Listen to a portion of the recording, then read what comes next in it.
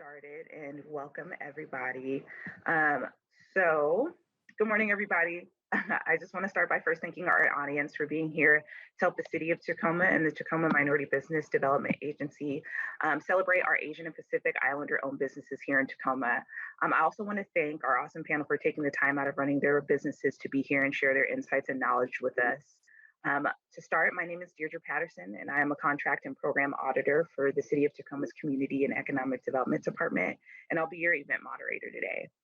We're so excited to continue to help highlight and celebrate our local small business community through our empowerment series. We're now 4 events into our series, and they've been very successful, and we're really happy and excited to continue to highlight and celebrate our businesses. So I'm really looking forward to the conversation that we're going to be having with our panelists today. So before we jump into the conversation with our panelists, I also want to give the floor to my colleague, Linda Womack. She's the director of the Tacoma Minority Business Development Agency. Linda, if you want to go ahead and introduce yourself, the floor is yours.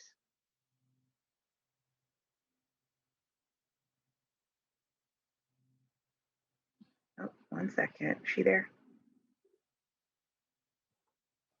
Oh, hey, Linda. Oh, I don't think we can hear you.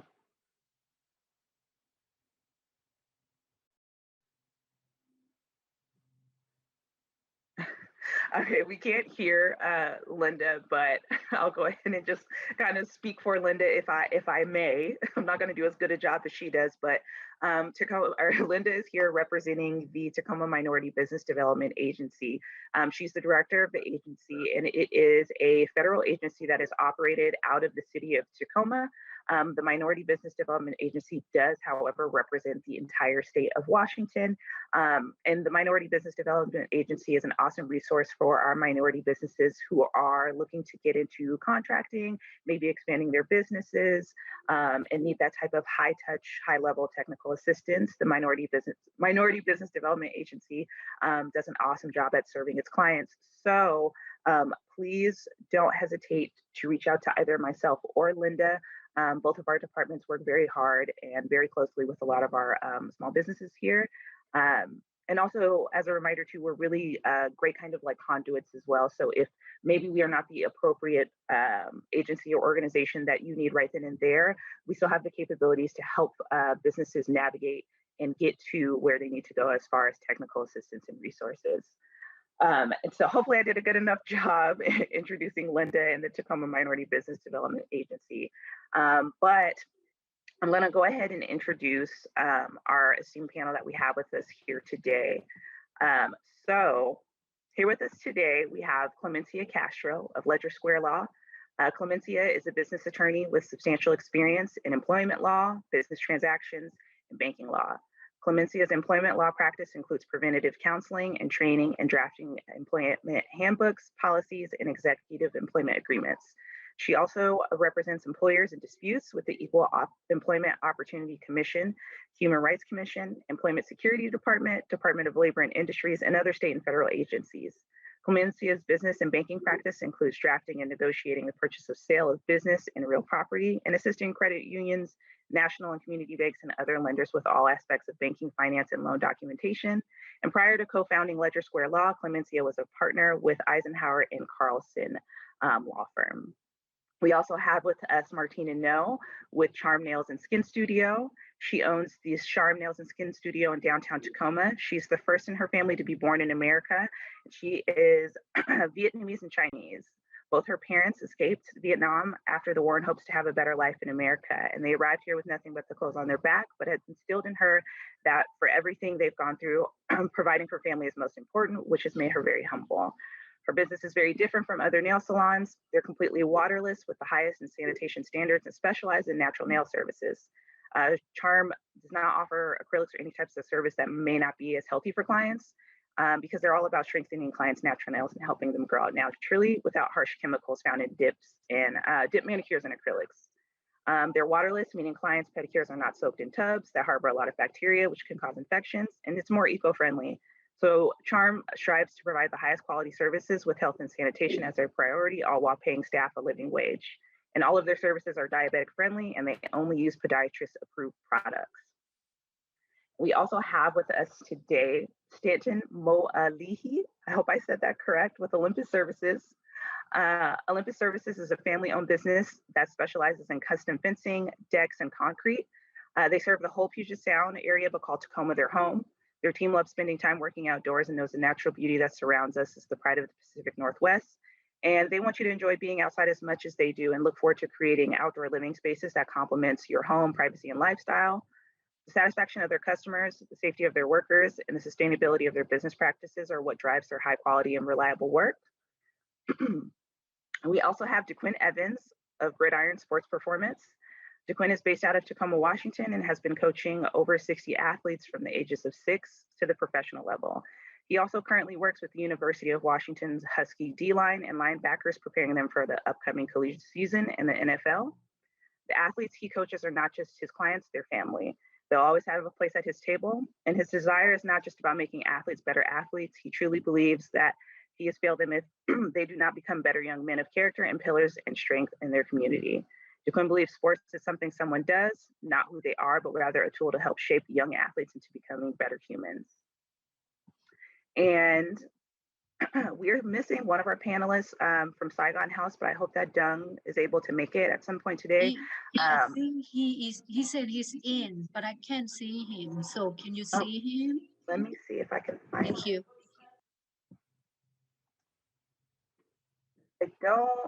I don't see him. Taylor, maybe if you can take a look through the attendees and see if you can find him and promote him to a panelist. If not, I'll have her reach out on the back end to see if we can get him in if he needs a link or something. But without further ado, I'm going to go ahead and transition into our panelist discussion. And so I'm first going to start with Martina. And Martina, we'd like to know, how did you get your start as an entrepreneur, or what inspired you to become an entrepreneur? Okay, so it wasn't really a plan. I worked at a different local nail salon, and we had this lady that used to come in. She's this elderly lady that lived at like the nursing home up the street. And every Wednesday at 11 o'clock, she'd walk over with her little walker and come down the hill across the street. It'd take her forever. She's old, so she'd have like stop and like, rest or whatever. And in my head, I'd watch her do it every Wednesday. And in my head, I was like, maybe they should have a mobile nail salon. So I looked it up and it wasn't a thing. So that's when I started doing Tina's traveling nails, and I started going to nursing homes and, people's homes that can't come to the salon, elderly people, single moms, everything, nail parties. So that's how I kind of started it. But I was like winging it the whole time.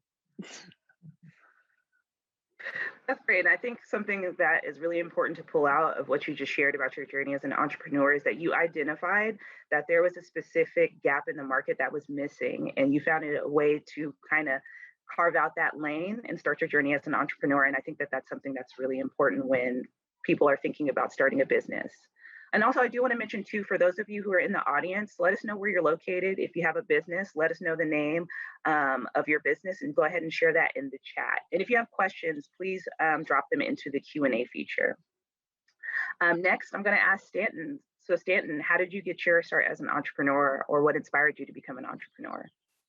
So just like Martina, it wasn't planned, it kind of just popped up. I worked with a former boss of mine, a builder, and he just recommended I get my subcontractor license, and one thing led to another. We started out of my mom and dad's garage, and it just kept getting bigger and bigger. But, other than that, that's pretty much how we started. Since day one, I've always been that type of guy to do everything right. So one thing led to another. I was a subcontractor first, and then turned into a general contractor, which allowed me to do more than just fences, decks, and concrete. And I knew one thing: I wanted to be specialized too. So I was trying to figure out what I wanted to do. And long story short, through all these years, I figured out that I wanted to do fences, decks, and concrete. At the beginning, I was literally hanging off high rises to putting in irrigation systems, to putting in windows, to doing drywall, to doing roofing. And it would just end up being a burnout, and that's how I started, and the sky's the limit. I've always been that all or nothing type of guy. So that's how everything started out. That's great. So yeah, it sounds like, you were working in the industry, worked your way up, and similarly to Martina, you decided you wanted to be specialized and carve out your niche. And so that's really awesome, especially having that background of kind of rising up in the ranks until finally starting your own business. That's awesome. So next, Clemencia, how about you? How'd you get your start as an entrepreneur? What inspired you? Well, I'm not as creative as these two, but I think it was more out of necessity. Being a lawyer is a second career for me. I initially started out as a news reporter in Seattle for Cairo TV. And after I had my second child, they put me back on a schedule that was graveyard essentially. And so with two small kids, I just couldn't or didn't want to continue to be told where and when to work. And so it was really a choice at that point as to what am I going to do next or how can I best control my life. And being raised by two professional parents, I was born in the Philippines.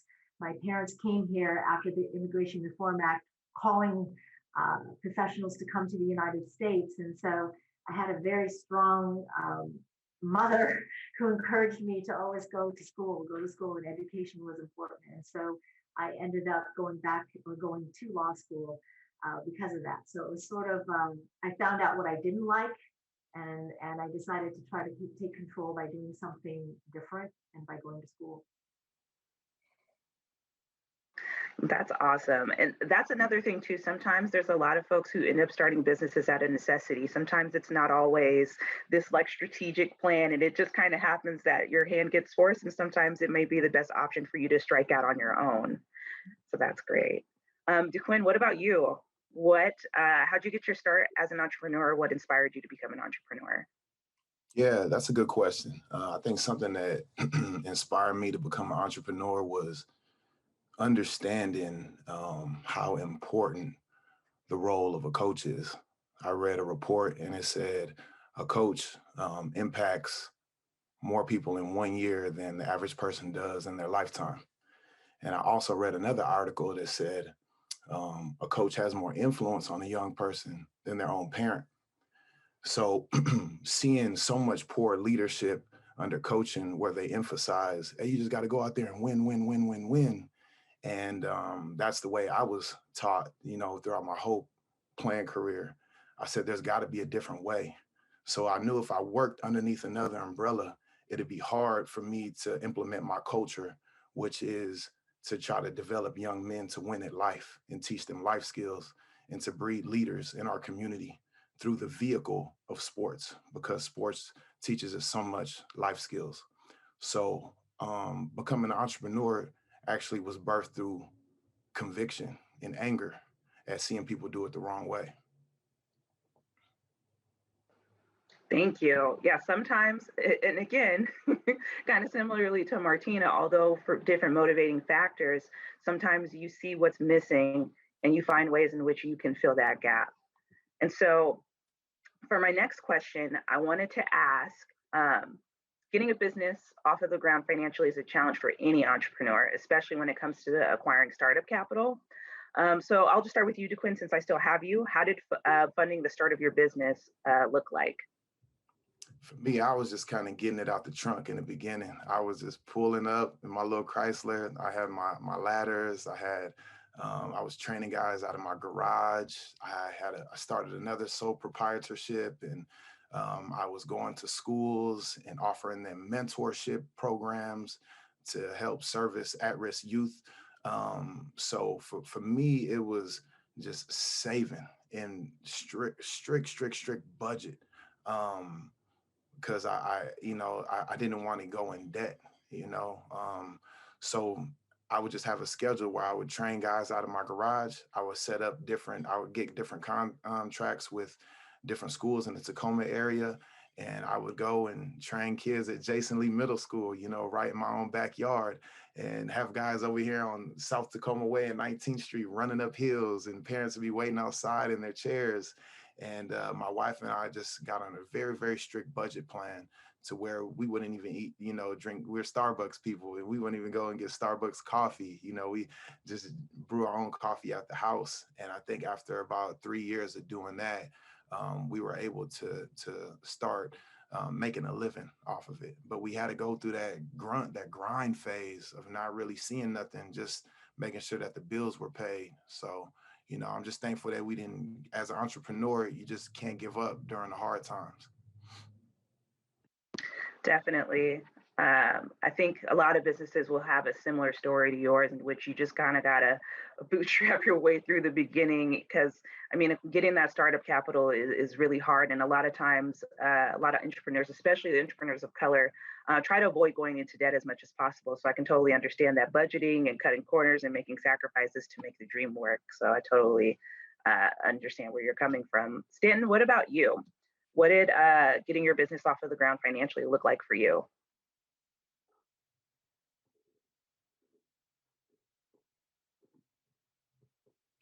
You're muted. There we go. Just like my brother DeQuinn over here, it was the same deal. I was living with mom and dad. I was engaged to my current wife. We didn't have kids, so that was nice. But everything was started through hand-me-down tools from friends and family. My uncle gave a lot of his tools. The truck I was driving was the hand-me-down truck. I could barely fit in it. I had to make multiple runs to the house because it wasn't big enough to hold all my tools. Starting up, pretty much everything was self-funded, and a lot of the overhead costs we saved through doing it ourselves. My wife and I, we learned the books. We learned, obviously, bidding and estimating.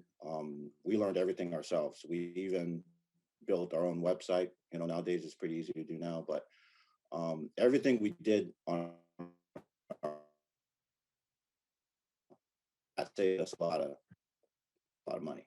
But ultimately, a lot of people who start businesses don't see that, where you have to grind, you have no choice, and that's where a lot of people quit. But we started out humbly in my mom and dad's garage, and we're here now.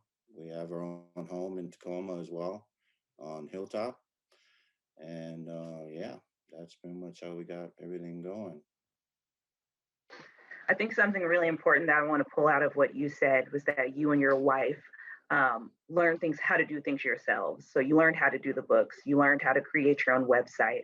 And those things are obviously, it's nice if you can hire or have somebody else do those things for you. But I think for any entrepreneur, getting in on the ground floor and learning any additional technical skills that you can to help run your business not only helps you to cut costs, but also be a more agile and adept entrepreneur. So that's definitely really a key thing.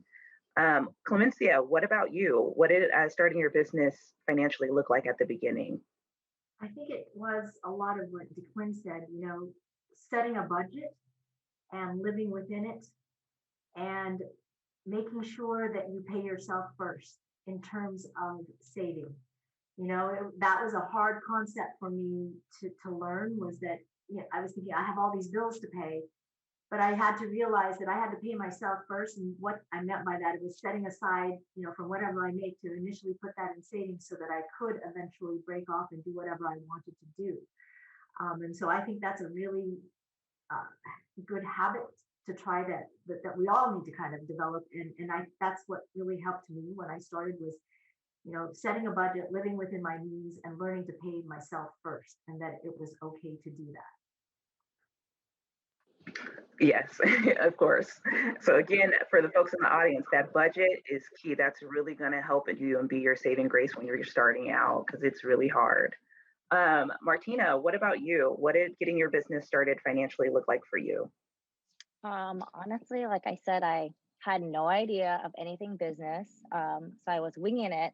So pretty much I worked several jobs. I was just continuing to hustle. I worked at 3 different nursing homes every week. So like a Monday, a Tuesday, whatever. I'd go there and paint all their nails there, and they would pay me an hourly check or whatever. And I just kept recycling that money. And on top of that, I was a nanny, which gave me the flexibility during school hours to like work and do nails. So I just kept doing that for like maybe like 2 years before I could like take the leap and just strictly focus on the business. It was scary, but yeah, like everyone said, we like budgeted. Like I had to learn how to do that, and a lot of my clients were very supportive because they're the ones that pushed me to open my own salon. So a lot of them like, I'll teach you how to do the books or use this app or try whatever. And it's because of them that they kind of taught me everything without me actually like paying someone yet, or taking a class and paying for that class. So that's pretty much how we funded it. That's awesome, because you were able to basically build up a client base there before you were able to transition into your own full-fledged, operations. So that's great. Also, you guys, I'm really excited. Dung is here, so I'm going to go ahead and introduce him really quickly before we move forward. And so we have with us now Dung Tran from Saigon House. And just some brief background on Dung. He immigrated to America in 1994 with his family. Coming from immigrant parents, he took on various jobs to make ends meet, but still held on to the American dream to run a successful business. He works tirelessly to save, and with the support of family and friends, and his sister especially, he gained the confidence to open his first restaurant in Silverdale, which has now expanded to Saigon House in Tacoma. So Dung, we're really happy and excited to have you. So I'm just going to toss you right into the conversation here. And we were asking about starting a business financially. What did starting your business in your restaurant in Silverdale and eventually expanding to Tacoma look like for you? Oh, you're on mute. Okay, there we go. Can you hear me? Yes. Okay. So we opened the Silverdales about 7 years ago. So it was not that hard compared to open the one here in Tacoma, just because we opened the one in Tacoma during pandemic. So, and it's just tough, So we opened it around August of last year, and then 3 months later we have to shut down for like until February. So it was just very, very tough for us. And there's some point that we like want to just give up. So financially and everything, it was just very very tough. We have to let go so many employees just because of that, and it's just me and my brothers that working during the pandemic. So yeah, I can only imagine what it was like to run more than one business and to expand in a pandemic. And we'll actually touch on that a bit more, because I'd love to hear more from you about that process.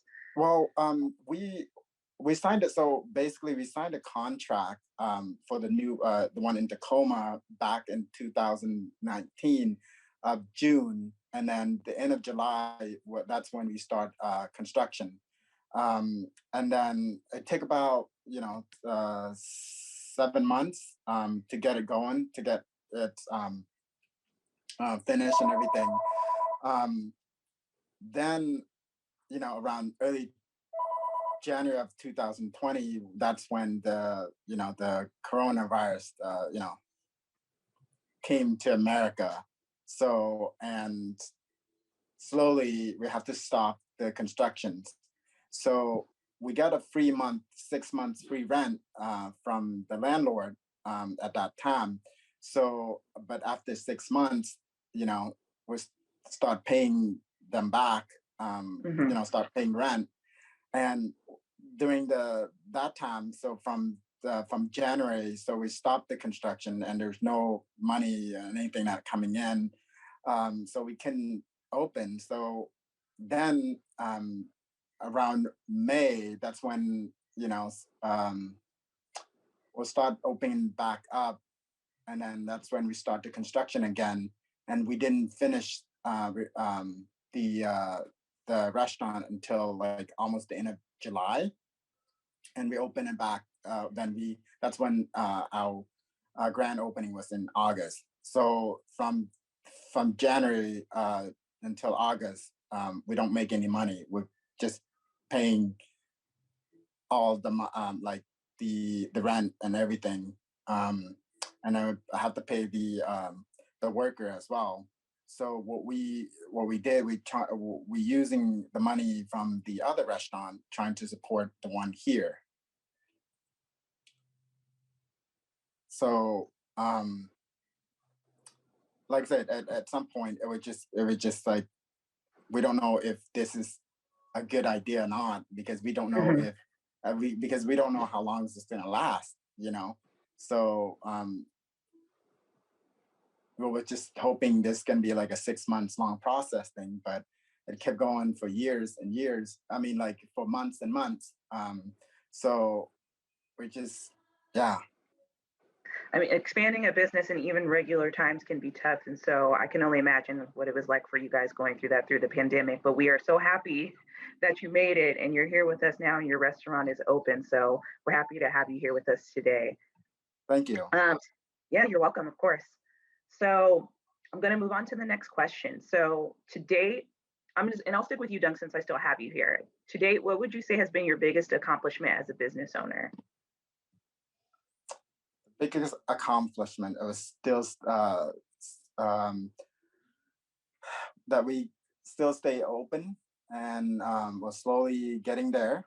And you know,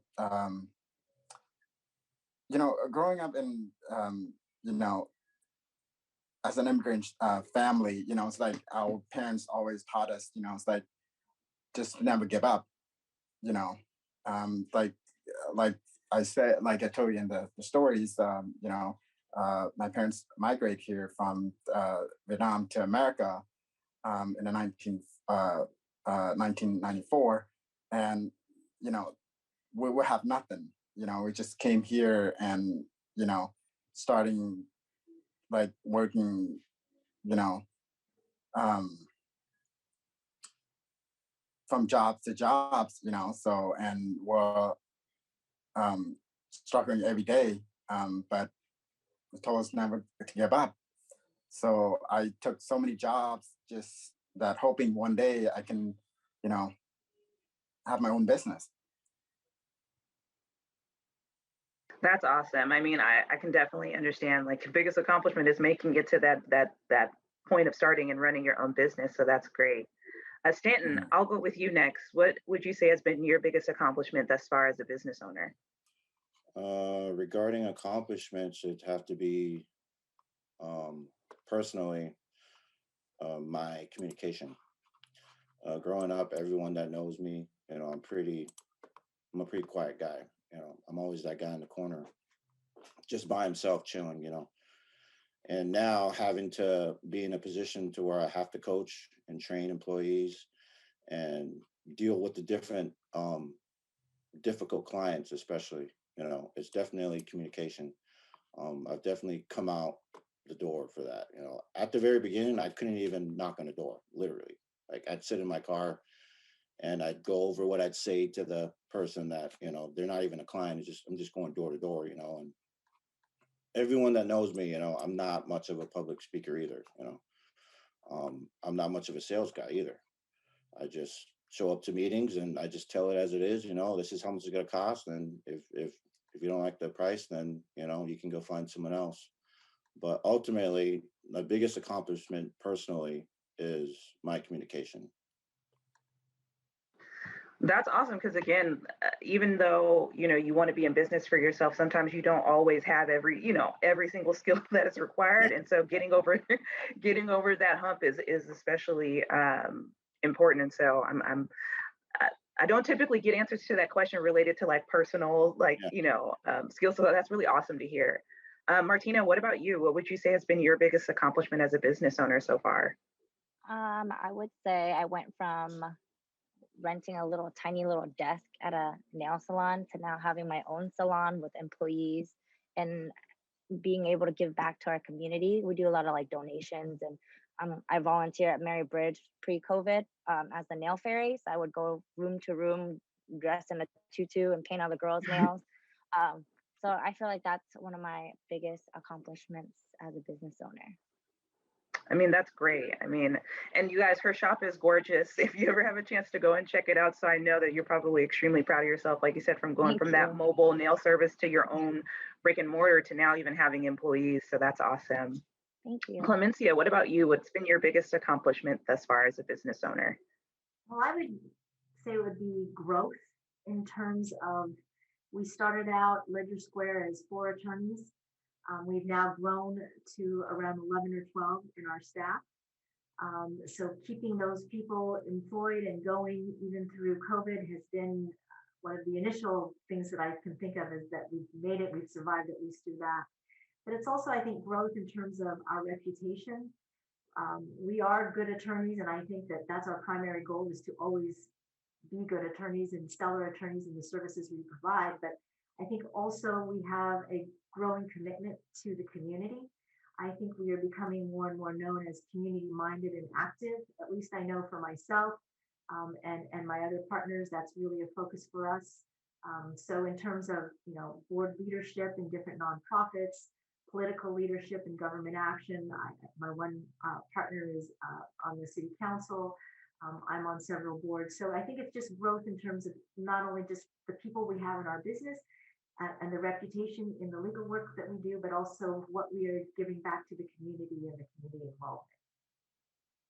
That's great. And I definitely want to pull out of that growth that you said you started with 4 and you have since grown and brought more people onto the team. And I know that as an entrepreneur, it's great to go into business for yourself, but when you're able to grow your team and bring on employees and add jobs, that's a big accomplishment. So DeQuinn, what about you? What would you say has been your biggest accomplishment thus far as a business owner? Yeah, my biggest accomplishment as a business owner is the inspiration that is brought my people, my community, the significance that is made in other people's lives. It it's People have been following the journey. They've been following the story. It's all over. People follow you on social media, so they saw you when you first started. They saw you, moving up. They saw the different people I was training, and then to now get to a place to where we have our own facility and we're able to service, a myriads of kids, and lives are being changed in the process. I think that's the biggest highlight for us is seeing young men grow up in the program, and you could see like a piece of your leadership in them, a piece of the values, your core values in them, because you took a risk and jumped out on your own to go get it. So I think, just the purpose and significance that you bring your people around you. That's awesome. And the thing that's unique about your business is that since you do sports performance and training, you have that ability and you work with kids that you can literally go on them on a journey with them and carry them through your program and see them through and help to develop them, like you're saying, and being a really big impact on their life. So that's awesome. I want to ask you another question specific to just you. So as a former professional athlete, what was it like for you making the transition from playing to becoming an entrepreneur in the athletic field? It was tough because I really didn't know what I wanted to do when I got done.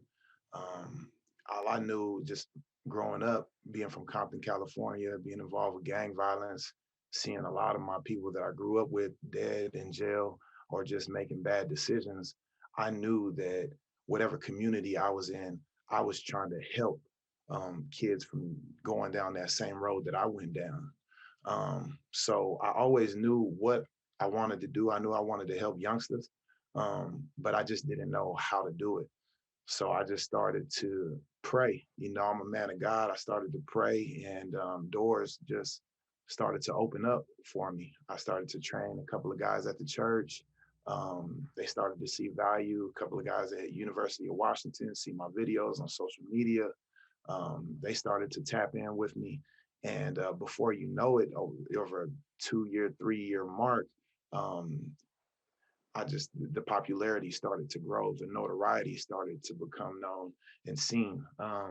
So it was very hard though. There were so many times where I wanted to tap into a different job because I didn't know if it was going to be sustainable for me and my family. You show up to a park, you get 4 or 5 kids that confirm, and you get 1 kid there.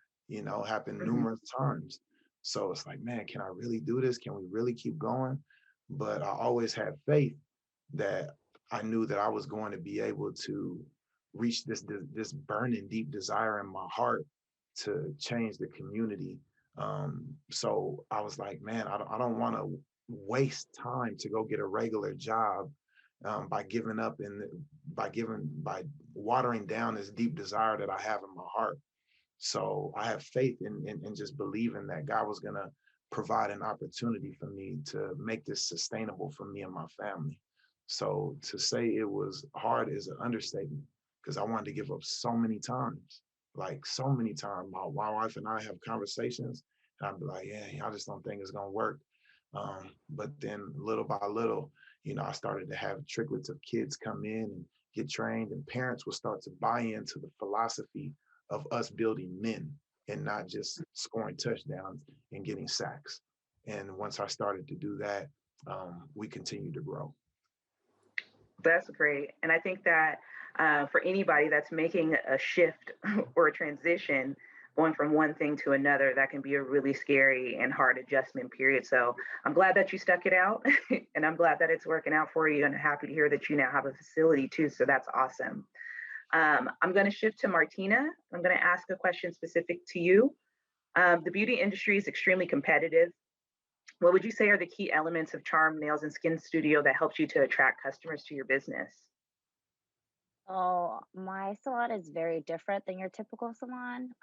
Like you mentioned earlier, we're completely waterless, and we're by appointment only. So when you make an appointment, you really do have an appointment.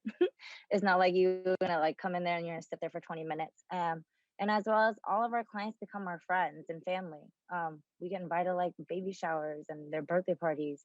And pre-COVID, we used to go have happy hour and post on social media and have it called charm dates. And like, if you're around, come hang out. So I feel like clients feel comfortable when they come in, and it's just like we're like friends hanging out and we're doing each other's nails. And yeah, that's pretty much most of what clients say is that's why they come back, is just to hang out. And then also we have shop dogs, little puppies. So the little puppies will snuggle with the clients when they're getting mani pedis. So we're very, very different, and we're very transparent with clients, and they love that. Versus other salons that, sometimes they wonder about something, but don't feel comfortable asking. But for us, we're very transparent with everything. I know I personally love a shop dog, Yeah. but that's the thing too, and especially when you're in an industry like the beauty industry that just can be very intimate with between a client and a service provider, is creating that environment and unique experience that people want to continue to come back to and tell their friends about. So that's great. That's awesome. Dung, I'm going to shift to you, to a question specific for you. The restaurant and hospitality industry is extremely competitive. What would you say are the top 3 most important things to know and learn when you're trying to open a restaurant?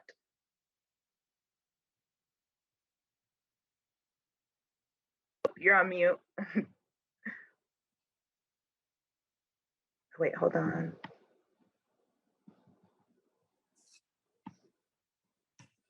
All right, there we go.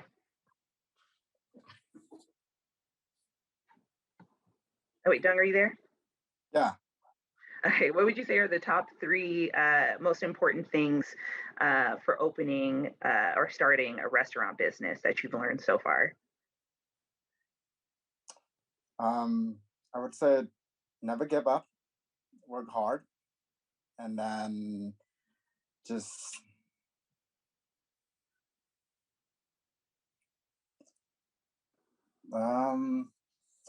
guess do the right things, Mhm. It was like I said, during this time it was very hard, and we almost give up just because of the pandemic, and then we chose not to. And then Mhm. it's like, especially open a Vietnamese restaurant during this time, and around this area in Tacoma, there's so many, it's like good Vietnamese restaurant around. There's so many pho place, even like it's like within a 5 radius of a restaurant, there's probably like 5, 6 pho place. So it's just very, very hard. People can pick and choose. Other places, but we're trying to keep our place as authentic as as we could, with the Vietnamese food, with the pho, and then we also not just the Vietnamese food that we provide, we also do like Thai food as well. So and we hiring like Thai chefs that be able to that cook authentic Thai food. So we have both a restaurant and a restaurant. So Vietnamese and Thai. So and yeah.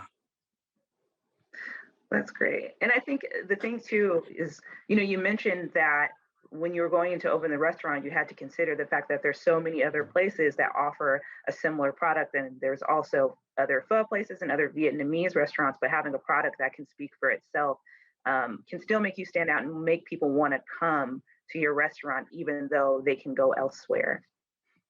And so I'm going to go to Stanton. As a construction related firm, how do you market your services to potential customers? Because you don't have like a product, so it's a little bit different. So, how do you market your services? Yeah, so at the beginning, everything was word of mouth.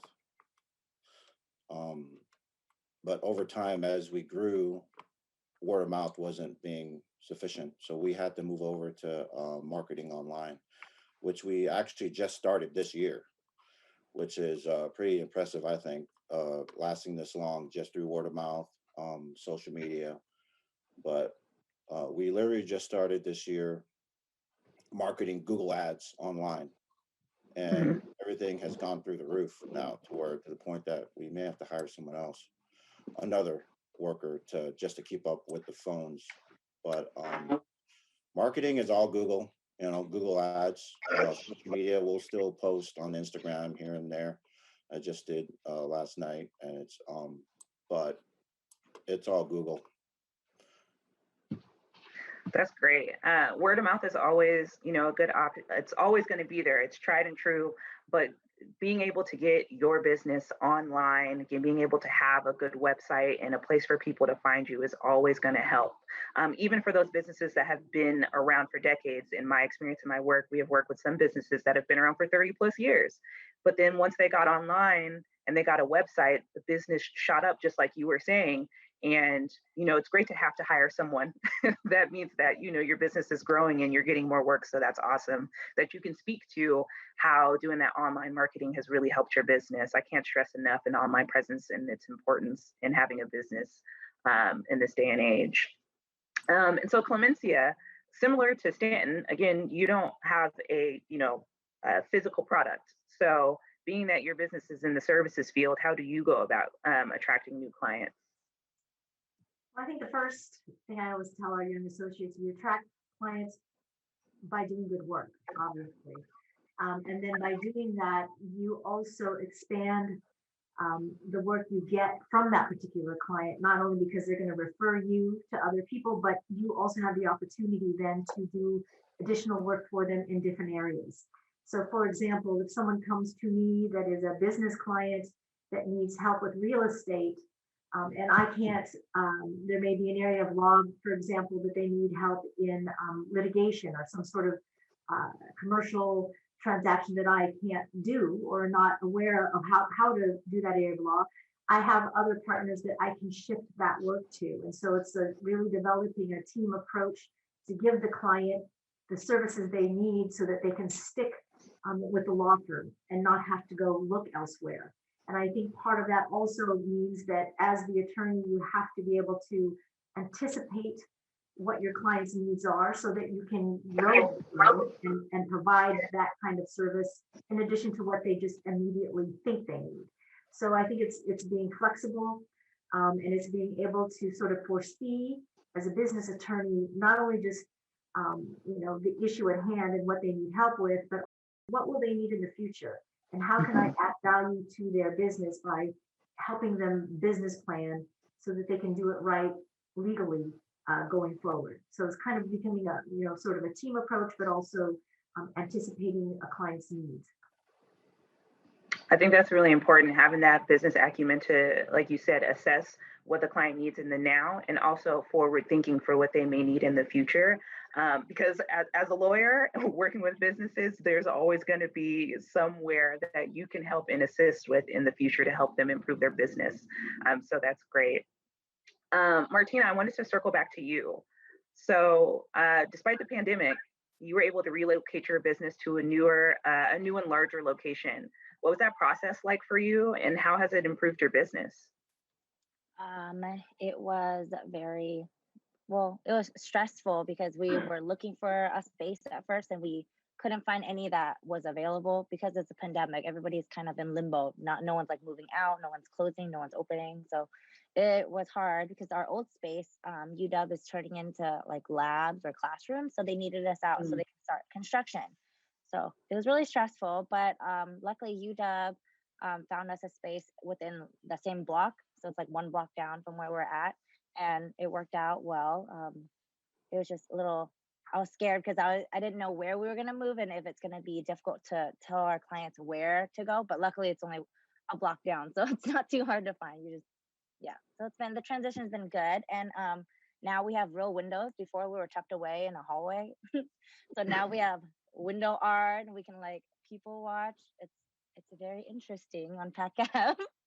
Yeah, it's been fun. And I think the thing too that I want to pull out of what you're saying is that it seems as though you had a good relationship with your landlords over at UW Tacoma. And so, you had to move, but you had a good enough relationship with your landlord that they were willing to help to find you another location. Because another thing with landlords is if they have a good tenant, they don't want to lose you. So having that good relationship with your landlord can be helpful, even in an instance where it's inconvenient for you, where you were, you had to move. So I'm glad that you have a new shop and it worked out. And I know that your new shop is a lot more visible than your last one too. So hopefully that helps to increase, folks who just walk by and have maybe never heard of the nail salon. And so next I am going to move back to Stanton. So I'm going to ask, what do you think makes Olympus Services successful? Is it strategies, relationships, support from agencies? Like, what has helped to make you guys successful thus far? Definitely our honesty as a company. To be honest, I've lost a lot of money being honest. From small mistakes on a fence or a deck or a concrete slab. Being honest, we've lost a lot of money, but at the end of the day, we've built a lot of trust. And that goes a long way for a lot of people, as there is a lot of sketchiness going on around nowadays regarding construction. Regarding all of that, that's pretty much it. Our honesty, integrity, our hard work. We always make deadlines. We always try to make deadlines. If we can't, we just mentioned to the client that, hey, things pop up in construction. Everything is unforeseen. We could not see this coming. But yeah. I think that honesty and integrity goes a long way, especially when you're talking about construction. I'm sure that anyone who has had a construction project of some sort has had experience with a contractor that wasn't so great. And so maintaining that integrity and that reputation is definitely going to be really, really helpful, especially in that line of work, because I know that I myself have heard many nightmare stories with general contractors and things of that sort. And so next, I'm going to go to, were you saying something, Stan? Okay. Next, I'm going to go back to DeQuinn. So your clientele ranges from children to teens to collegiate athletes. What advice would you give to other non-product based businesses when it comes to building a reputation and attracting a wide array of clients? Giving the people more than what they ask for. So there are times where a kid signs up for an hour training, but then I speak to the parent before and say, hey, on our next one, I'm going to add on another hour because I can see that he really needs the help, and I'll just put it on the house. So when you do these kind of things, you touch the heart of a person. And I believe like when you win the heart of a person, you win their hand. So for us, it's always trying to win the hearts of people. And we do that by being ourselves. and not changing and not conforming to what's going on around us. It's just about being authentic and showing love. And one of the biggest things that I try to pride myself on every day is, would I send my daughter to a place like us? Would I send my own kids to Gridiron Sports Performance? Would I allow my child to attend, Strike Forces mentorship program at a school? And I would, right? Because we take pride in what we do. So I think, reaching the market, I'm not too savvy when it comes to that business, right? But I know that if you are authentic with people, and people have good intuition, right? They could pick up on a phony real quick. And you keep it, we call it 100. Like, you keep it 100 with them, and they're gonna make sure that they're loyal, and they'll treat you like family because they see how we've treated their kids like our own kids. I think that's a really important and key approach that you're using when you think about your services and your business and how you cater to your clients, by saying, is this a service that I would utilize? Is this a is this a program that I would send my kids to? And I think that that's a really good approach when you are tooling out your business model, and how do you keep and attract clients? Because ultimately, if it's not something that you yourself, would endorse or send your own kids to, then it's definitely going to need to be some adjustments made. And so I'm going to move. Oh, I think Dung might be in the middle of something, so I'll come back to him. Oh, are you there? So Dung, I wanted to ask you, as you approach your first year at your new location, I know that you have talked about some of those challenges that you experienced, expanding in the pandemic. But are there any key insights or resources or tools or skills that you use that you think were impactful to overcoming those challenges?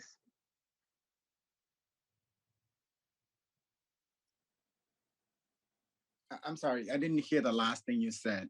Yeah, so just asking, with as you approach your first year in your new location, I know that you had talked about some of the challenges that you faced and that you encountered. Can you think of any specific skill or resource that you utilized that helped you to overcome those challenges? Yeah, so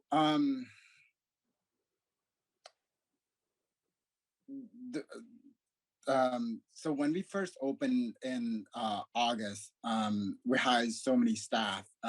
We have a full bar at the restaurant, and we have servers, food runners, and everything. And then when that thing happened, to laid off a lot of people.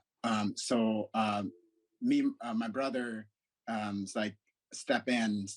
So he's basically cooking the back. I'm running the front by myself, and also learn how to be a bartender as well. So that is the part that I don't really like, because I don't like to be at the bar. So I have to force myself. I have to learn all of that, just because it's we cannot afford hiring anybody. So that is the biggest challenge for us, is that we, as we going through all of this, we learn each position as well. It's like my brother has a background in cooking, because he was open when he first opened his first restaurant in Silverdale. And then here I'm partnered with him, co-partner with him here in Tacoma. And I know nothing about restaurant, but I have my background was an architect. So and going from there to become a bartender, to become a server, it was very hard, because I have to learn everything, So even doing payrolls, doing monthly, quarterly taxes and stuff like that, I have to learn all that myself. And yeah, it was hard, but I mean, talking about how it's during that time, when you trying to go to a bartending school, it doesn't exist. Everything's online, so it's very, very hard, because I don't even know half of this stuff. So now that I've been in the back of the bar for, for months, I'd be able to learn all of that stuff. I'd be able to know what it is. And then on top of that, it's like knowing how to do, know how to use QuickBook, know how to do the payroll. So we don't have to hire, other CPA or tax people to help us with that. We still do need them, but it's just that we'll eliminate some of that, Yeah, I think we kind of mentioned that earlier, but I think that is another thing as an entrepreneur, especially in tough times, being able to have that flexibility to jump in there and say, okay, we can't afford to have a bartender or a full wait staff, so I'm going to hop in there myself and learn how to do these things so that we can keep this business afloat. And now, how to do, whereas before you had your functions. Now, as a business owner, you can work multiple facets in your business, and you now have adapted that flexibility to stay afloat. And so that's definitely a thing that I think that a lot of entrepreneurs probably had to find themselves doing over the last year and a half. And so, I'm glad that it was able to work out for you guys in that way. And so, Clemencia, similarly, in what ways have you had to shift your services or your business model as a result of the pandemic? And what tactics would you say were most helpful? Well, just being a lawyer, my job is to guard against risk and the downside and things falling apart. And I experienced that personally in 2008 when we had the financial crisis. And as a younger lawyer then, I realized that personally, I just needed to be good at least two areas of law in case something falls apart. So I on the financial side, I do business transactions. I work with banks. I work with private businesses, purchases and sales. And when the financial crisis hit, I realized business slowed down. That just wasn't happening. And so I had to have something else to go to. And so I realized I had to broaden my services to include employment law, which was great because people still needed help with finding jobs, and employers still needed to employ people. That sort of reversed when COVID hit. Business, although it was still carrying on, it was very slow, but the employment side was just burgeoning in terms of employers asking, how do we deal with COVID with respect to our staff? What do we do now with respect to making vaccines mandatory? Those kinds of questions. So I think for me, it started way back in 2008, realizing that I can be as good a lawyer as I can be, but if I don't have the breadth to be flexible enough to go to a different area of law when things are hard or when things happen, I'm going to be stuck. So I realized that I needed to develop and broaden my skills to be good at least two different areas. And so I think that's how I handled it. And it was helpful in preparing for the pandemic that hit now. Right, right. So again, two completely different industries, two completely different types of businesses, but having that flexibility was key for the both of you in making it through the pandemic, and even for you, the recession back in 2008. And so I think that is something that all business owners and entrepreneurs should be thinking about, is what are the different ways in which I can be flexible to adapt in changing environments, because this year has shown us anything else, it's that we never know what could happen. And so, DeQuinn, I wanted to ask you, in what ways would you like to continue to grow Gridiron Sports and Performance? What would you like the future to look like for your business?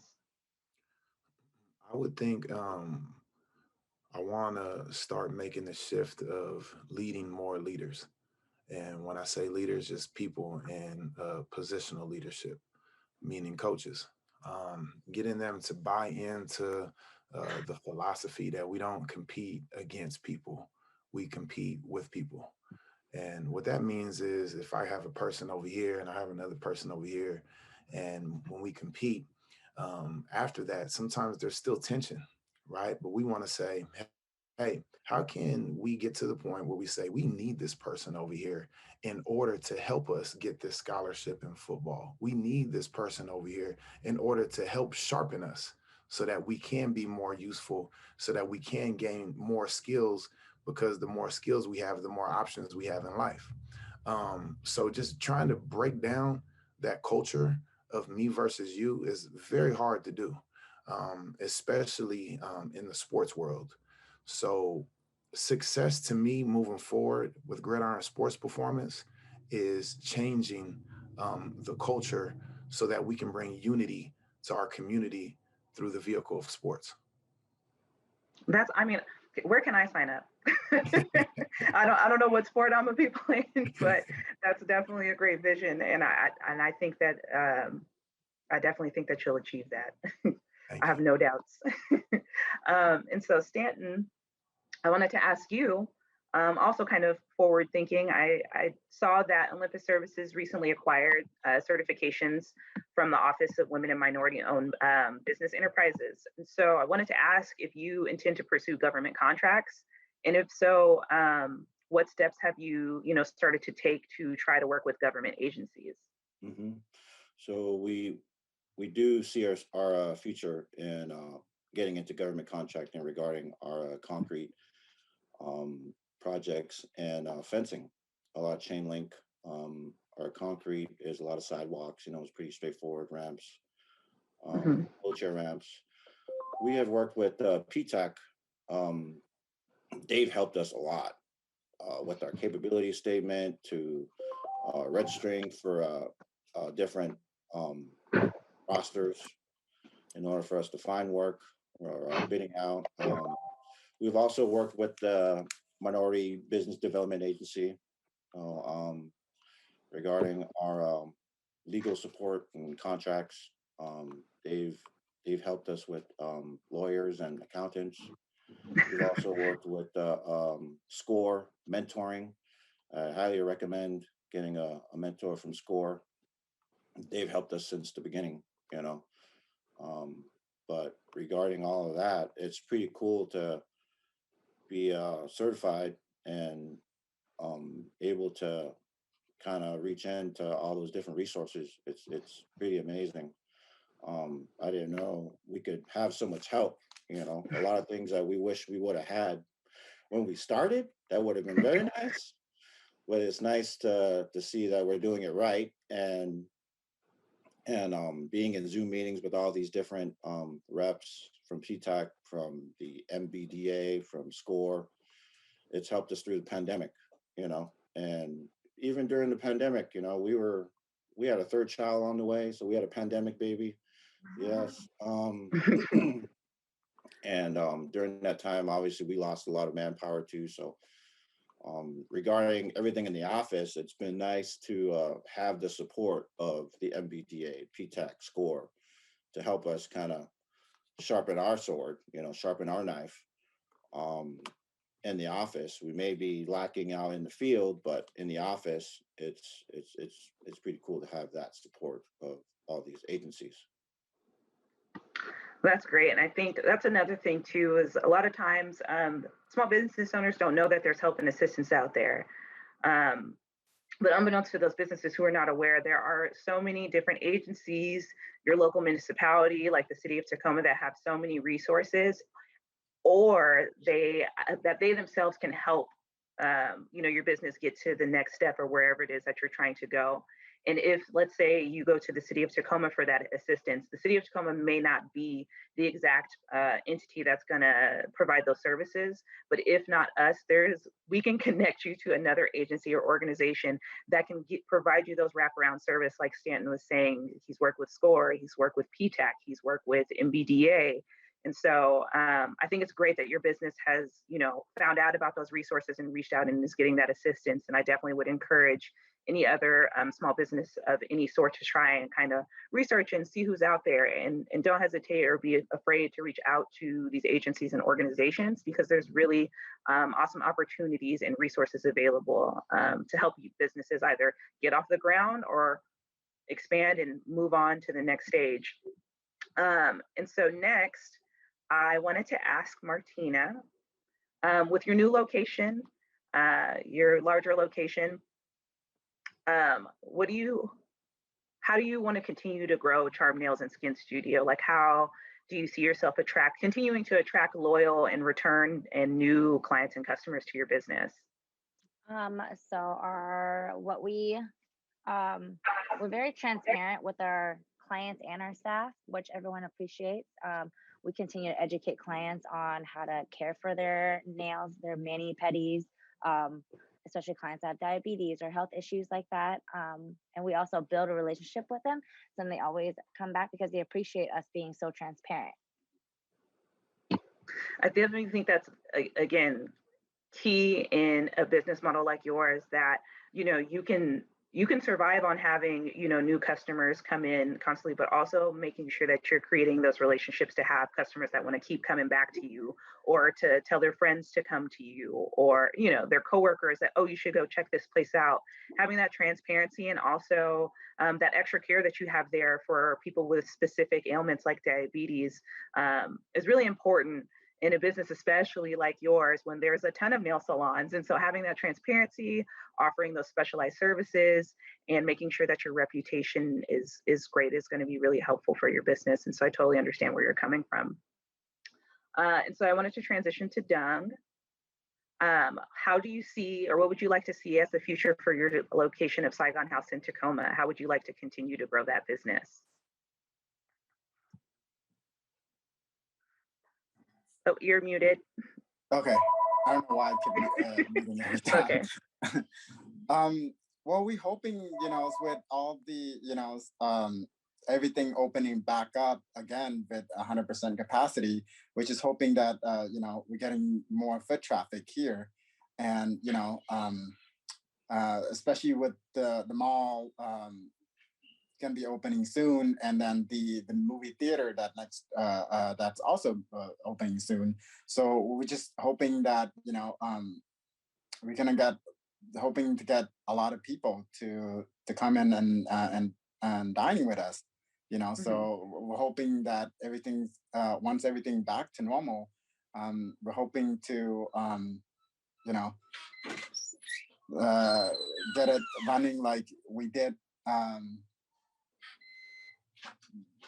Like the one in Silverdale, so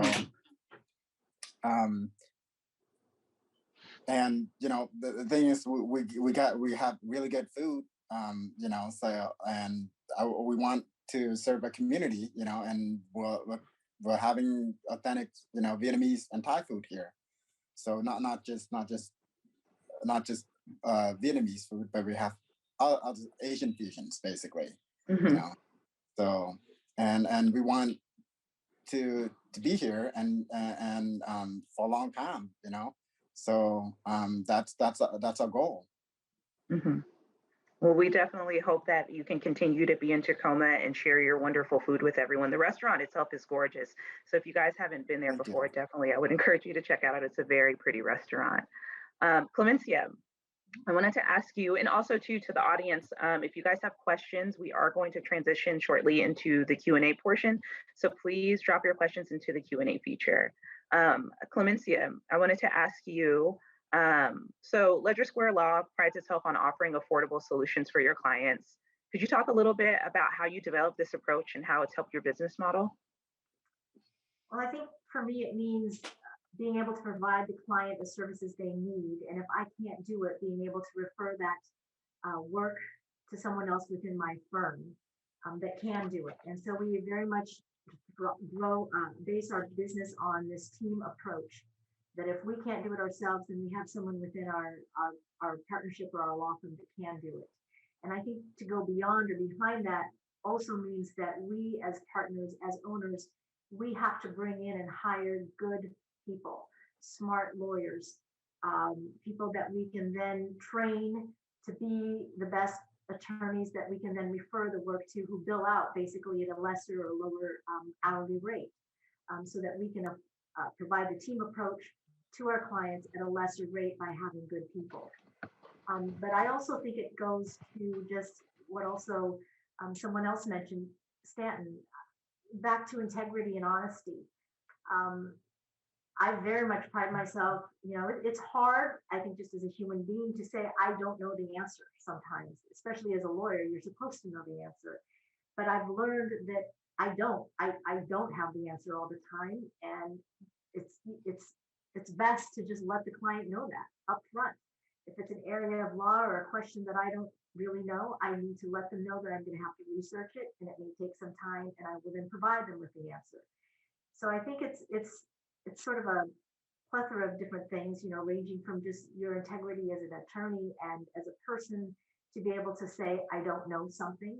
And then being able to have the people to refer that work to that can learn something about the issue and do the research at a reasonable rate.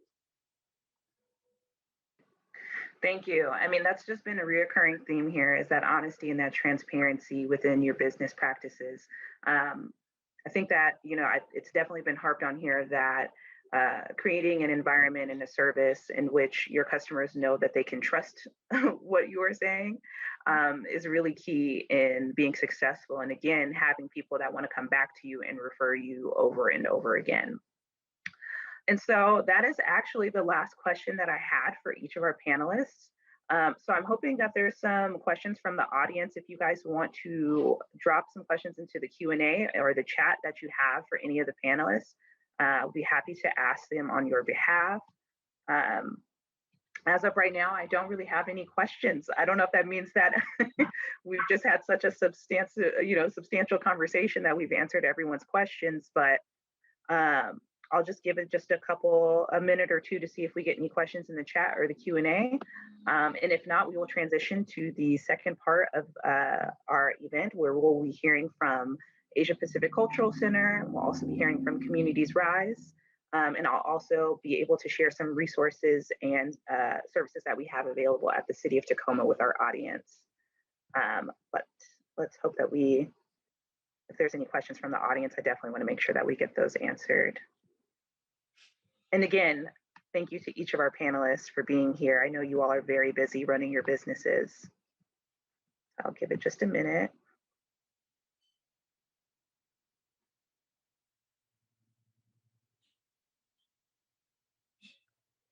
Maybe we were so thorough or completely boring. It's happened. It has happened. One of our previous, this isn't the first time, when we did our Black Business Empowerment one back in February, when it got to the Q&A portion, I think we only had maybe one or two questions. So it wouldn't be the first time. I guess we were just so thorough. Well, if there's no questions, we can go ahead and transition into, oh, hold on, let's see. We do have some input from, one quick second, Samara Gonzalez. She is from the Tacoma Farmers Market. It looks like she wants to share some information about the Farmers Market's Fresh Express Mobile. See here, it says that she would love to have some other mobile partners come out and set up a booth with us. Oh, so it looks like there's some opportunity for folks if they're interested in potentially getting a mobile booth at the farmers market. So for any attendees, she has dropped her contact information there in the chat. But I'm going to go ahead and transition to the next section of the event. And so for our panelists, if you guys want to stick around, please feel free. You can stick around for the rest of the event. If not, I know you guys are very busy. You're free to go. So first, I'm going to start by talking a little bit about the Community and Economic Development Department and the Business Services Division that I work in. So I just wanted to share, the City of Tacoma has a lot of different programs in which we work with small Tacoma-based businesses. I myself work as a small business resource navigator, so I'm always available to meet with businesses one-on-one, obviously now virtually, to discuss any plans for starting a business, expanding a business, or maybe you have a city-related issue or question that you would like insight on having problem solved. That is definitely a service that we offer, and you can reach out to me either by phone or by email, and I can help you to navigate city resources. Maybe it's a planning question, maybe it's a permitting question. That's definitely something that we can help to navigate. The City of Tacoma also has financing programs for small businesses. We have a microloan program where we have funds available for of $25,000 or less. It's a very flexible program. It is open to startup businesses, existing businesses, home-based businesses, brick and mortar businesses. You just have to be located in the City of Tacoma. It's kind of been on pause for a little while as we've been adjusting to the pandemic and getting out specific COVID related funds. But we hope to reopen our microloan program again this summer, hopefully somewhere around July. So if you are in need of business financing, maybe you need a loan, um, definitely please don't hesitate to reach out to me or our department. I can also drop some links to our Make It Tacoma website that has more information about all of our financing programs, because we do have more than just a microloan program. But I definitely wanted to talk about that primarily. So in a second, I will drop the website for Make It Tacoma into the chat, and I will also drop my email and contact information, as well as a direct page for our financing programs. And so again, I just want to stress that the City of Tacoma is open and we are here and available to talk to small business owners or hopeful small business owners who need some help maybe getting off of the ground. That is something that we're here to do, and a lot of people aren't necessarily aware. But I now want to transition to Lua from the Asia Pacific Cultural Center. She is here with us today to share some information about the services offered at APCC and just talk a little bit about what APCC is. So Lua, if you want to go ahead, the floor is yours. Great. Hey, thank you, Adri. Thank you for the opportunity to be amongst the business world here in City of Tacoma. I'm Lua Pritchard. I'm the Executive Director of Asia Pacific Culture Center with a mission to bridge communities and generations through arts, culture, education, and business. And so business part is we are just now really expanding due to COVID, we're expanding our services to the businesses, but we have been promoting businesses of Asia Pacific countries here in the City of Tacoma and Pierce County at large. So what we do with the businesses is we help promote and tell the people where they are. We make tours like the grocery stores, so forth, because a lot of people like to eat Asia Pacific foods, for example, and they want to know where to go buy the ingredients. So every first Saturday of the month, we do a Taste of Asia. And so it's a different country every month. And of course, we represent, showcase, and teach about the 47 nations that make up all of Asia and all of the Pacific. So there is no way in 1 year we can cover all the different kinds of recipes and different kinds of businesses that are Asia Pacific owned. So, but we do try to also, with Facebook technology and so forth, we try to also go out to the businesses and showcase them from there through Facebook so that everybody will know where they are located. So we do that statewide. But during COVID, we've been able to help so many of Asian Pacific businesses, 75% of them in Pierce County, but the other 25% throughout the state because we're located in Tacoma, but we serve statewide. And typically people come to us because of language barriers and cultural barriers. And so when people can't understand how to read and speak English, so therefore they tend to be shy and they tend to be very intimidated by the systems, the government systems, for example. So our work, we were able to, for COVID-19, for businesses, we were able to help over 100 AAPI businesses specifically. I mean, specifically, meaning really get to know them, sit next to them and do their work on the computer, and then a lot of phone calls, a lot of emails and so forth. So, but for the City of Tacoma, I like to say thank you to Deidre and your Department of Economic Development in the City of Tacoma, because you have been really, really instrumental in helping our people, our businesses. Of course, we have so many of them, but a lot of them they can do on their own, but there's also a lot of them they cannot. So without the trusted people that they can do it with, like us here at APCC. We're also known in the community as a trusted messenger. So a lot of people come to us because of that as well. We speak their language and we look like them. So that's why it's easier for them to come. But and so we work with the applications, we work with the resources, we refer the resources, we get on the phone with City of Tacoma, for example, and we know the people. I mean, I particularly know a lot of people like Deidre and Linda and yeah, and Malika. So yeah, and it's much easier too if you know the people inside. So that's why our AAPI businesses are very fortunate because we have these resources, and we also have a lot of AAPI businesses here in Tacoma that really know what to do and how to get it done. So thank you, Deidre, for this wonderful opportunity. And we're located right here on South Tacoma Way and 50th, so we're not far from downtown. Just give us a call, and we can even come to you if that's what it takes. Because I know a lot of AAPI businesses are moms and pops.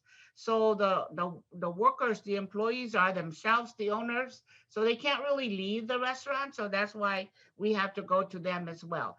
So a lot of legwork on our part, a lot of phone calling, a lot of escorting, a lot of really, really just side to side kinds of services. And that's what we're able to do.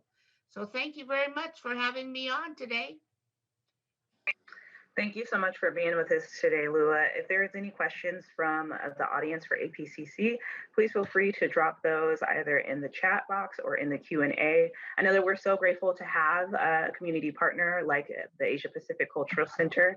We have definitely utilized this resource at the city to help us with some of our funding programs and making sure that we are getting the word out to those communities that we, again, like Lewis said, sometimes it's really important for minority communities to have conduits and organizations and people who look like them, who can speak their language, to improve, our relations and increase their comfortability with interacting with city programs. So they've definitely been a huge help to us throughout this time. And so again, as I stated earlier, there's so many resources and organizations out there that you can go to seek assistance and help, even if maybe it doesn't seem like it would be relevant.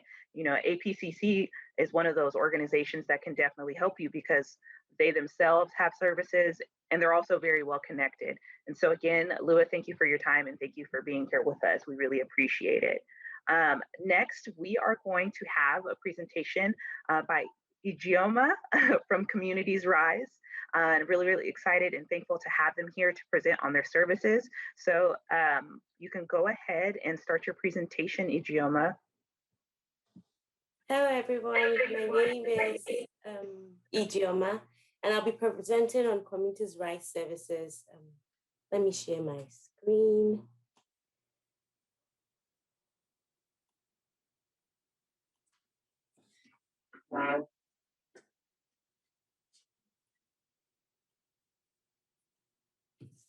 Can everyone see my screen? Yes, we can see it. Okay, perfect. Okay, so as I said, my name is Ijeoma Onachukwu, and I'm an attorney at Communities Rise.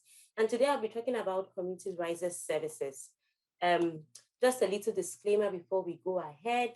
The presentation is not legal advice or financial advice. This does not create any attorney-client relationship. But if you do need to consult with an attorney, feel free to reach out to the contact email address I would provide in the course of the presentation. So what will we be talking about today? We'll be talking about Communities Rise's services and how to access those services. A little history about Communities Rise. Communities Rise was birthed sometime in 2019. It was birthed as a result of a merger between Wayfind and the Nonprofit Assistance Center. Our mission is to foster movements to build power in communities impacted by systemic oppression. To create an equitable system, we pursue cross-sector collaboration and provide capacity building and legal services for community organizations and micro-enterprises. And so what Communities Rise does right now is that we provide pro bono legal services to community organizations and micro-enterprises, as well as capacity building services to community organizations. So what type of legal issues does Communities Rise help with? So just to provide a big picture, we provide and small businesses and micro enterprises and community organizations reach out to communities' rights with the legal issues. They apply for our services. We pair them with volunteer attorneys, usually attorneys in law firms or in-house in other companies who are available to work and support on those services, right? So the types of legal issues communities' rights helps with, most likely real estate, intellectual property, risk and liability assessment, federal tax exempt status. Applying for federal tax exempt status is what I mean. Employment, contract, taxes, right? So most of the issues communities' rights supports with is transactional issues. So what legal issues does communities' rights not help with? We don't do litigation, individual claims against non-profits, legal matters for individuals, legal advice over the phone. We don't provide legal advice over the phone, and emergency or urgent matters. So as I said previously, we work with volunteer or pro bono attorneys. And so if your matter is urgent or you require legal support ASAP, it might be a bit difficult and our services might not be the best match for you because it takes a while for us to find pro bono attorneys who provide these services free of charge. Right, so I'll be talking right now about the types of legal services we provide. We provide clinics, we provide direct representation services, and legal health checkups for nonprofits alone.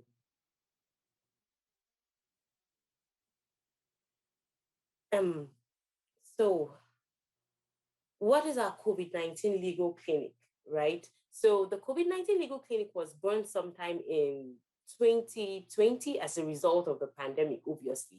And so this is a free one-on-one 60-minute consultation with a volunteer attorney via phone or video conference, right? And so it's open on a rolling basis.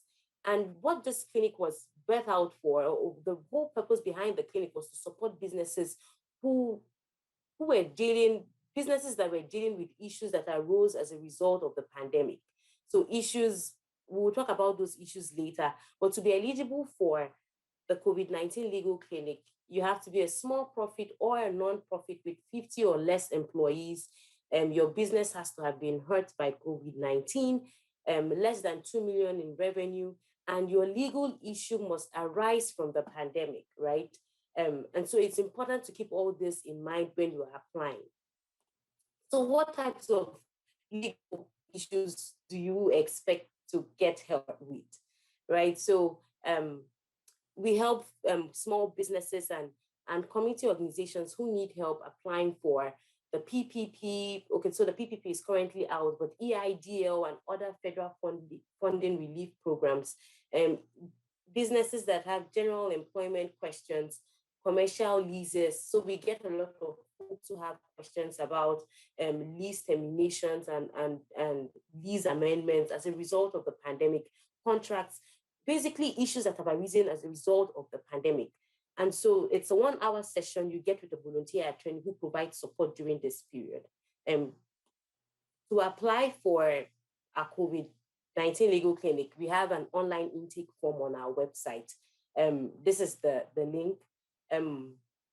It's translated into Spanish and Chinese, and we'll match you with a lawyer, and then the lawyer should email you to schedule a time to talk, maybe within 3 to 5 days from the time of intake. As I said, I like to think of the COVID clinic as the emergency room. So if you have issues that have arisen as a result of the pandemic, the COVID clinic is most likely, really spot on for you. But it's a 1 hour session, and it's just designed for limited questions that can be addressed within that 1 hour session. The next type of clinic we have is the legal clinic. So the legal clinic is separate from the COVID clinic. The COVID clinic arose to help businesses deal with issues that arose from the pandemic. And now the legal issues that are addressed in our legal clinics are quite different, right? So these issues typically do not have anything to do with the pandemic. It's still a one-on-one 60-minute free legal consultation with a pro bono attorney is currently remote. There are no application fees for our legal clinics. And if you really are interested in attending one of our legal clinics, you can email this address, contact@communitiesrise.org to apply. Right, so the legal clinic is separate from the COVID clinic in that the legal only fixed dates in the month. The COVID clinic is open on a rolling basis, but our next small business legal clinic is July 21st, and from 5 p.m. to 7:15 p.m. The services, as I said, these clinics are remote. You get to meet with an attorney for 1 hour and you discuss very limited questions. So our next bucket of work to talk about is our direct legal services, right? So the direct legal services is separate from the clinic in that you get a volunteer attorney who helps you for us on substantial matter and for a longer period of time. So recently we just helped the business incorporate, which is like form the business entity. We help the business draft all their agreements and also register a trademark, right? You won't have been able to do this within 1 hour. And so that's what the direct legal services is for. It's for small businesses or community organizations, nonprofits who need help on substantially longer matters and will take a longer period of time. And to apply to be eligible for our services, you have to be registered in Washington. You have to show that you're unable to pay for legal fees and that your owner's household income is below 80% of the King County HUD guidelines. All this information is provided on our services. Currently, on our website rather, currently for nonprofits, we do not provide direct legal services at the moment because we're on a summer break for that. But sometime in fall, we should resume for nonprofits. But right now, we provide direct legal services to small businesses. So if you are interested, please email contact@communitiesrise, contact@communitiesrise.org to apply. Now, the nonprofit legal health checkup is also on pause as well, but I just wanted to highlight it. We're on a summer pause for most of our nonprofit services, but I wanted to highlight it for individuals or nonprofits who need a 2-hour consultation with an attorney, and the attorney practically goes through a checklist to make sure that you're in compliance. And so the attorney will ask you specific questions to find out, ensure you're in compliance, develop a to-do list. Currently, this is on pause, right? But if you are interested, please email contact@communitiesrise.org to apply. Even though this is on pause for now, for the summer, this service will be open again in fall. I know I'm running out of time, so I will briefly talk about our capacity building services. So as I said, Communities Rise was born as a result of a merger between Wayfind and the Nonprofit Assistance Center. And so we still provide capacity building support to nonprofits. This is not on pause. We provide free grant writing clinics for nonprofits, free fundraising clinics as well. If you want more information on this, you can really go to our website, communitiesrise.org, for more information on that.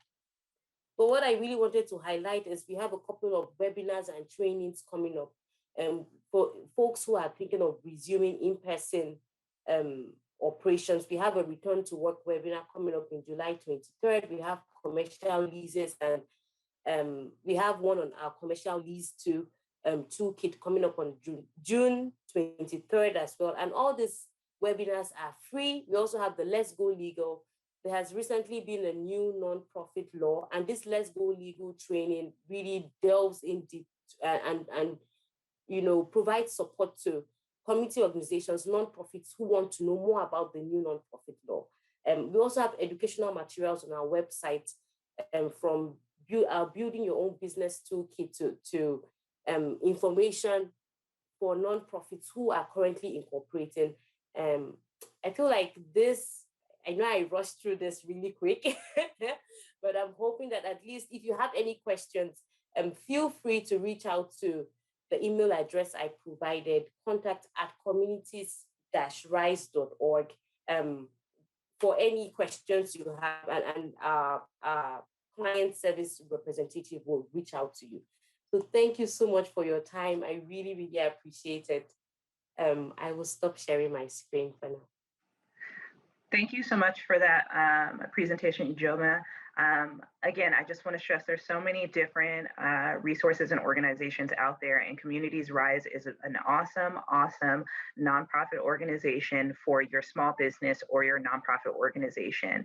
And so I just want to thank all of our panelists for being here today. A big thank you to all of our attendees. I have dropped information about the Tacoma financing programs, our Make It Tacoma website, and I also included my contact information as well as the information that Ijoma talked about in her presentation. So there's info on the COVID-19 legal help. There's a direct link. I've also left the email contact for Communities Rise and their website. It looks like we did have one question in the Q&A regarding our panelists. It looks like someone wanted to know if everyone's business is in Tacoma. And yes, each of the panelists' businesses were located and based in Tacoma. But that about wraps up our event. I'm so thankful for everyone that was a participant today, and we look forward to continuing our business empowerment series. So please keep an eye out. If you attended this event, you will be included on our mailing list for our next installment in the series. Thank you to all of our APCC and Communities Rise for participating today. With that, I'll go ahead and wrap up the event. Thank you so much.